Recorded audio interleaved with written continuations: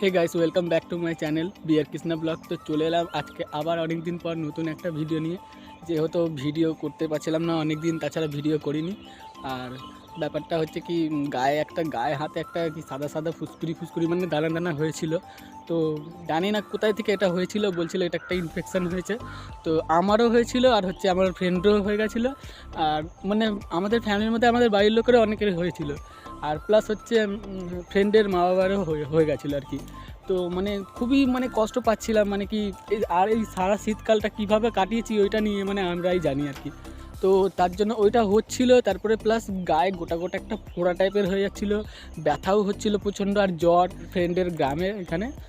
তো ওইখানে ডাক্তার ভালো বসে, তো গিয়ে চিকিৎসা করালাম। ওষুধপালা যখন স্টার্টিং নিলাম, মানে ওখানকার ট্রিটমেন্ট যখন স্টার্টিং নিলাম, মানে ওষুধপালা খেতে খেতে এখন আস্তে আস্তে অনেকটা ঠিক আছি, অনেকটা মানে সেরেও গেছে আর কি। মানে এখন কি জাস্ট ওই যে মানে যে দানাগুলো বেরিয়েছিল তার স্পটগুলো রয়েছে এখনও। তো ওইটা মানে একটু ভালো হতে দেরি হবে আর কি, যেহেতু ওটা স্কিন ড্যামেজ হলে তো এটা হয়। তো এরকম ব্যাপার। তো সেই জন্য গাইস এতদিন ভিডিও করতে পারছিলাম না, ব্যাপারটা হচ্ছে এটাই। আর আজকে দেখো চলে এসেছি সকাল সকাল কাজে, তাও আবার অন্য লোকের কাজে, আমাদের কোনো কাজ নেই মাঠের। আর এই দেখো দেখতে পাচ্ছ চারিদিকে দেখো, ওইখানে পেঁয়াজ রয়েছে আর এটা হচ্ছে ভেন্ডি বই। তো আজকে আমরা এই ভেন্ডি বইটা নিয়ে নেবো, কারণ প্রচুর ঘাস হয়েছে এতে। তো আমাদের এই কাজে লোকের কাজ করতে এসেছি, ভাবলাম যে দেখা যাক, অনেক দিন তো ব্লগ করিনি, তো সেই হিসেবে ভাবলাম ব্লগটা স্টার্ট করা যাক। তো চলো সাথে থাকো, দেখতে থাকো।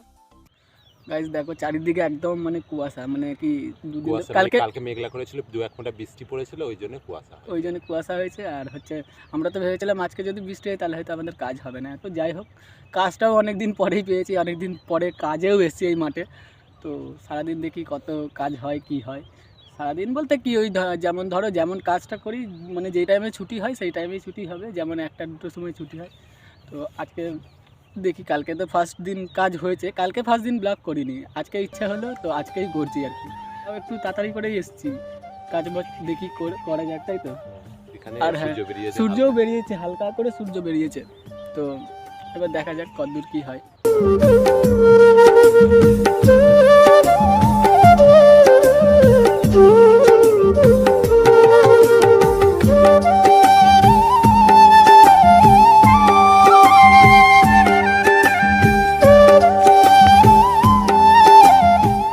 গাইস দেখো বাড়িতে চলে এসেছি, আর এদিকে বন্ধু দেখো জল আনতে গেছিলো।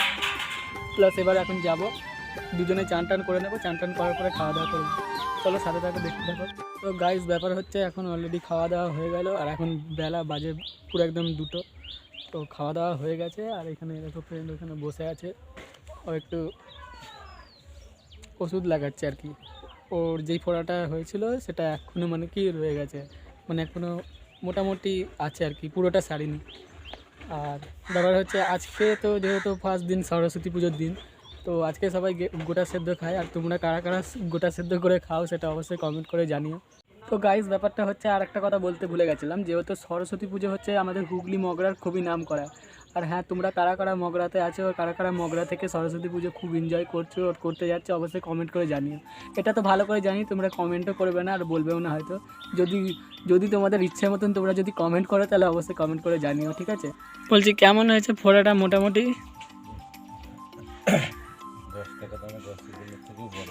10 টাকা দামের রসগোল্লার থেকেও বেশি বড় হয়েছে, তাই তো? যার হয় সেই জানে।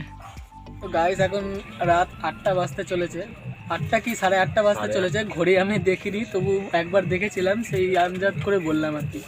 তো ব্যাপারটা হচ্ছে, তো আজকে তো ফার্স্ট দিন সরস্বতী পুজো। তো আজকে সবার বাড়িতে ভালো নিশ্চয়ই খাওয়া দাওয়া হচ্ছে। কেউ হয়তো লুচি হয়েছে, কেউ ভালো মন্দ, মানে অনেক রকমের আইটেম আছে, যে যার যেমন করছে আর কি।